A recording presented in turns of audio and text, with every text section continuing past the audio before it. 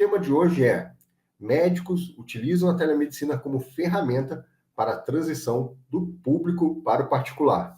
Então, esse é o tema da nossa live: como você pode utilizar a telemedicina como uma ferramenta na transição de carreira, principalmente você que já está há alguns anos no sistema público de saúde e tem pretensão de migrar, né, ou parte da sua carga horária, ou fazer alguns atendimentos fora, né, do seu contrato de sistema público, né, querendo fazer horas a mais, ou migrar, né, para um consultório particular, e você pode estar utilizando a telemedicina como uma ferramenta para isso.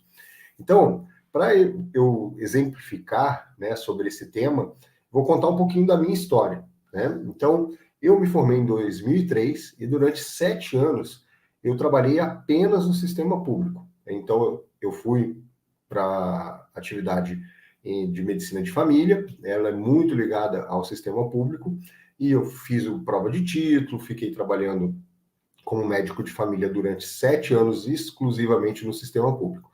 Chegou um ponto que eu queria mudar um pouco, né? Fazer outras coisas dentro da medicina. Eu achava que eu precisava ir além, né, do SUS, né? Que eu até tenho até uma mentoria também para médicos de família que é justamente sobre isso, né? Medicina de família além do SUS. E naquela época eu pensei sobre isso, né? Como é que eu poderia fazer outras coisas, atender pessoas que estavam me procurando fora, né, do sistema público de saúde, porque eu atendia num município bem pequenininho, né, eu gostava muito de trabalhar em cidade do interior, e eu morava numa cidade próxima ali, que tinha uns 20 mil habitantes, e na cidade que eu trabalhava uns 2 mil habitantes, bem pequenininho, e as pessoas me procuravam, né, queriam às vezes um atendimento particular, e eu não tinha consultório naquela época. Então eu comecei a pensar sobre isso, né, aí, naquele momento, lá em 2010, mais ou menos, não tinha, né, telemedicina como hoje. Então, eu tive que abrir um consultório, montar uma estrutura para começar a fazer atendimentos particulares, porque tinham pessoas que me procuravam, porque recebiam recomendação de outras pessoas que eu atendia naquela cidade, eles moravam próximo de mim, queriam aquele atendimento. E eu falei, bom, vou montar um consultório. Então, investi em local, material, secretária, e foi dispendioso isso. E logo quando a gente começa, é difícil você ver ali o retorno, né? É demorado. E você investe muita energia e muito dinheiro para fazer a montagem de um consultório, por exemplo. E continuei trabalhando lá naquele município que eu trabalhava, mas eu queria mesmo investir na questão de um consultório próprio.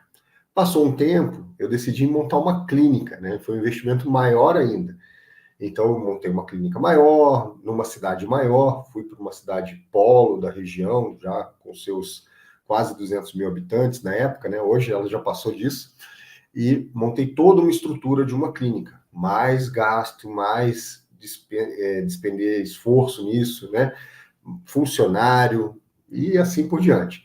Então, assim, primeiro, obra, né? Reformar uma sala comercial é obra. Começa um prazo, né? 2 meses, 3 meses, quando você vê 6 meses de obra. O orçamento é quando vê é dobro, triplo, e assim por diante. E você vai investindo dinheiro ali, e depois você consegue começar. E aí você começa atendendo, aí vai começando devagar, até ganhar nome, vai anos, né? Para você construir a tua presença no local, como profissional médico.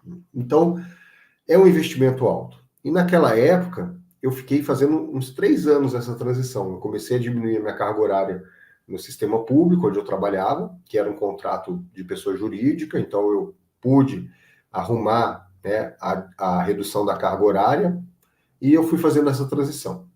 E fui trabalhando também nesse momento de mudança, né? Fui saindo lá do sistema público e fui trabalhando para algumas empresas, atendi um tempo até como médico examinador para uma empresa de saúde ocupacional grande, fui para a universidade, prestei concurso, comecei a lecionar, fui para a área de docência.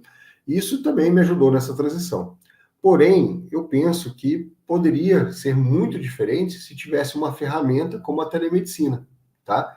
Então, em 2020, as coisas mudaram. Poxa, teve um acontecimento que impactou a todos nós, a humanidade toda, e nós, como profissionais de saúde, os médicos, principalmente, fomos muito impactados pelos acontecimentos de 2020. Porém, de tudo, né, teve coisas ruins, mas teve coisas boas. Uma das coisas boas que aconteceu em 2020 foi que a telemedicina ganhou impulso no Brasil. Era algo que estava arrastado, né? Em 2018 saiu uma resolução e um mês depois revogaram a resolução, e aí depois ficou encostado lá na mesa e ninguém mais mexeu nisso. Porém, lá em 2020, com o acontecimento, né, que tivemos, foi algo que era uma necessidade colocar a telemedicina para funcionar. E aí foi possível a gente começar a atender com a telemedicina. Que eu já estava me preparando há alguns anos, né? Pensando na telemedicina, estudando sobre o assunto e tendo os recursos necessários para iniciar o atendimento por telemedicina assim que fosse autorizado, foi uma excelente notícia ali em 2020, né? Em março de 2020, aqui em Santa Catarina, a gente teve que fechar os atendimentos eletivos e só podia fazer atendimento de emergência. Então, isso daí gerou um impacto enorme nos consultórios. E para mim também.